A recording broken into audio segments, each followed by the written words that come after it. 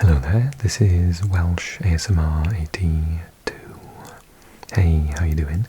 So in this video we're going to just finalise and talk about the end of the FIFA Club World Cup. I really enjoyed the group stage. I really enjoyed watching all of the teams from around the world face off against teams that they normally wouldn't. But then when it got to the knockout rounds, I had to travel for work, so I was away and I missed a load of the matches, and then I got ill and I wasn't watching any of the matches. So I have to be honest with you, I have not seen, apart from a couple of highlight videos, I haven't seen much of them, so I'm going to give honest sort of opinions. But as I didn't watch the entirety of each game, I won't be able to give like a complete opinion of it, but there are quite a few talking points that I want to try and engage in this video. Please join in the comment section. Okay, congratulations Chelsea. I kind of had a feeling that Chelsea Paris Saint-Germain was going to be the final, but I think like the majority of people, I thought that perhaps it was going to be Paris Saint-Germain after their performance obviously in the Champions League. And we may as well just start off talking about it. I am really surprised by the events of the final, the scoreline of the final, and all of the fallout that came after with, you know, am I right in thinking, did Luis Enrique like hit someone or something ridiculous at the end? And oh god, bad losers are the worst losers.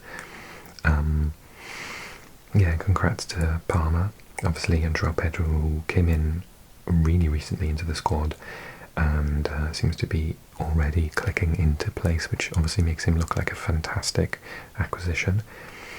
And I watched the highlights and looked at these stats, and what it seemed to be is that Chelsea was sort of scoring on the break. Correct me if I'm wrong, of course.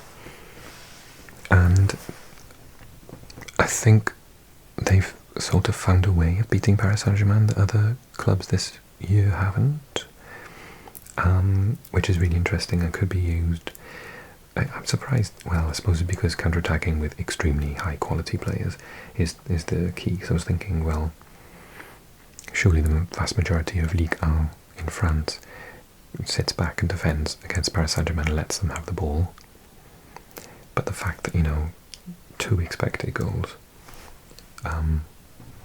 that's brilliant, compared to 0.5 from Paris Saint-Germain, and they've had more shots as well. They've basically Football Manager them, FM'd them. Yeah, so well done to Chelsea. I think this means that they're probably right up there, some of the bookies' favourites for the Champions League title next year, particularly with the financial power that they have and the squad that they've got, which is really gelling together. Obviously they've started to do really well under the manager as well, who I think started brilliantly in the Premier League last year but then had a little bit of a wobble. But in general I think that they should show trust and keep him in place and see what they can get to, because that was really impressive. Okay, let's talk about some other things. Let's talk about the Brazilian teams. Really impressed by them. We had a situation where there was a vast majority of Brazil versus Europe in the end. Shout out to Monterrey, who I was following. It's where Sergio Ramos plays now, of course. And I watch a bit of Mexican League football, so it's quite interesting to see how they would do. I think Pachuca did really poorly in the group stages, and they usually play a lot better than that. But Monterrey, I think, did the Mexican football proud. Shout out to Miami, who made it out of the group. It's really good that a team from the US managed to do that. Flamengo, I thought, actually were favourites against Bayern, so Bayern did really well to beat them. Real Madrid against Juve, 2 giant teams that are both sort of in a little bit of a transition period, maybe. Al Hilal obviously did brilliantly, so pleased for Fluminense to be, you know, in the semi-finals in this competition. We saw the Brazilians go, Botafogo and Palmeiras go against each other here, and then only narrowly losing out to Chelsea. And well done to Benfica, who managed to get out of the group after a poor start. Obviously big shocks here that everyone just kind of assumed that Inter and Manchester City would get through, and they didn't. So yeah, I thought there were some really good individual performances and team performances, particularly from the Brazilians. I thought they really impressed me, and I will be looking out for them in the next edition. I thought they did very well. I see lots of chatter on Reddit about, who might be representing them next time, and who might be representing everyone around the world. There's some people have sort of said, oh, if it happened now, it would be this. It's called the imagination of a couple of people. I did find the whole concept of it actually very exciting after I got my head around the fact that it was basically done for profit reasons. But actually, regardless of that, we did get to see some really fun football. And yeah, okay, I'm totally with the players in the sense that they need to be given more rest. And also I'm quite worried about what happens to the leagues where some of these teams go back with all this money that they've got. Are they going to, really upset the balance in certain leagues and not allow, make them one-horse ponies? So lots of questions, and obviously I don't really want to talk about it in a video that's meant to be calming, but the final on the podium, lifting the trophy, you know what I'm talking about. That was absolutely absurd. So yeah, there are some issues that the tournament had. I thought some teams really underperformed, like Porto, a little bit of Atletico Madrid. Some of the Asian teams and African teams found it quite difficult, but played with a lot of heart. I was expecting a little bit more from the Argentinian teams. I thought River and Boca would do... I thought they would get out of the group, and they didn't, which is a shame. So I think there is a microcosm of how the Copa Libertadores works at the moment.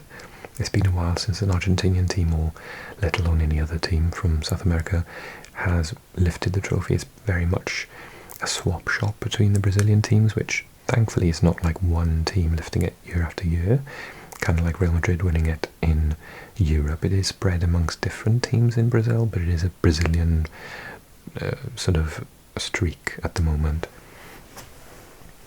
Whereas the Sudamericana, they I suppose, Europa League isn't, curiously, non-Brazilian teams usually win that, even though there are the odd Brazilian teams in it. So yeah, I think it's highlighting that Argentinian teams need to try and catch up with Brazilian teams a little bit at the moment. I thought some of the big teams like Man City, Real Madrid, Juve underachieved in total, sort of still got into the knockouts and stuff, but didn't do as well as they should have. And I'm really pleased because it made it a more interesting tournament. I think Real Madrid have got some issues that Alonso's got to deal with regards to their tactic. I've seen a lot of chatter again on Reddit about how the team's basically having to carry Mbappe and Vini Jr. because they're not pressing and they're not tracking back. They're just wandering around the pitch looking a bit aimless when the team is out of possession, and I wonder whether Xabi Alonso's going to have to come to blows with either of them, or with Florentino Perez, the chairman, whatever he is, because I think he needs to employ a certain tactic, and his tactic is usually press high, and close down the ball, sort of, and then counter-attack, and they're not doing that. So I think I agree with people on Reddit that have said you can have one player maybe in the team that's doing that, but definitely not two. And I think that it's going to be very interesting next year. Are they going to drop one of those two big players, and therefore are they going to get sold to Saudi Arabia or something? It remains to be seen, but we'll see. But I don't really see them beating Barcelona to the title next year if they have got two players like that who refuse to commit in defence. If they can manage just one, then fair enough, but yeah, not two. And yeah, I thought some other teams showed. I thought Salzburg had a decent tournament actually. Shout out to some of the teams I enjoyed watching. Mamelodi Sundowns, I thought played really lovely tiki-taka football. I quite enjoyed the fans of several teams. Al Ahly is one of them. Seattle Sounders, the other. And the Argentinian fans were absolutely amazing.